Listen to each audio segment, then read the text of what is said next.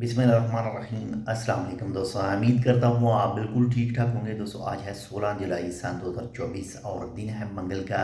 दोस्तों कल जो रूई के इलाके वादी अल कबीर में एक अफसोसनाक जो वाक़या पेश आया है, उसके हवाले से पाकिस्तानी एम्बेसी की तरफ से आपसे कुछ देर पहले जो है एक अपडेट जारी की गई है। वो अपडेट आपके साथ मैं शेयर कर रहा हूँ और पाकिस्तानी एम्बेसी के ऑफिशियल पेज पर भी आपको मिल जाएगी और यहाँ पर भी जो पिक्चर है आप देख सकते हैं। पाकिस्तानी एम्बेसी की इस तस्वीर के मुताबिक जो है वो 4 पाकिस्तानी हैं जो शहीद हुए हैं। इन्ना लिल्लाहि व इन्ना इलैहि राजिऊन।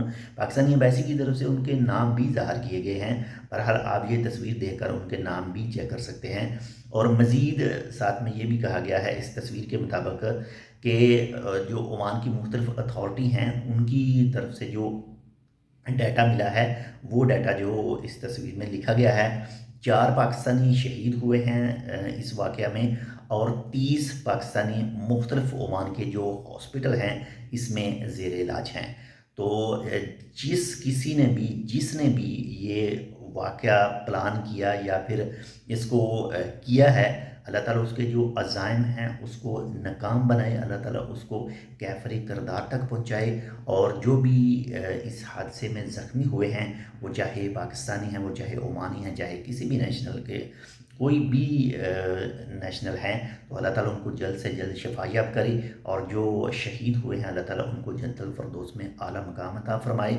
और आपसे फिर यही रिक्वेस्ट है कि आपके पास किसी भी तरह की इस उस वाक़े की कोई वीडियो मौजूद हो तो उसे अपलोड करने की कोशिश ना करें।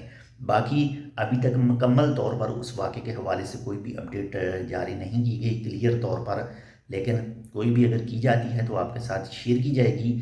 जो भी कानूनी तौर पर रिपोर्ट ओमान के ऑफिशियल की तरफ से जारी की जाएगी या फिर पाकिस्तानी एम्बेसी की तरफ से या फिर जो मुख्तलिफ अथॉरिटी हैं उनकी तरफ से जो जारी की जाएगी वही आपके साथ शेयर करेंगे।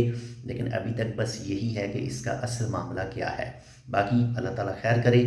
बहुत ज़्यादा अपना भी ख्याल रखिएगा, आपके साथ जो अटैच हैं उनका लाजमी ख्याल रखिएगा। अगर बात करें यहाँ पर मुख्तलिफ अथॉरिटी की जो ओमान के अंदर हैं, माशाल्लाह से रॉयल ओमान पुलिस की तरफ से काफ़ी अच्छे इक़दाम किए गए। इसके बाद में पाकिस्तानी एम्बेसी की तरफ से जो है वो भी काफ़ी अच्छे इक़दाम किए गए थे। एम्बेसडर जो हैं वो मुख्तलिफ जो हॉस्पिटल हैं ओमान में जहाँ पर ज़ख्मी मौजूद हैं उनकी इयादत करने के लिए भी गए और बाकी चीज़ें जो हैं वो भी कवर कर रहे हैं। किसी को भी मदद की ज़रूरत हो तो वो भी जो है वो प्रोवाइड कर रहे हैं, यानी किसी भी तरह का जो इन हालात के हवाले से।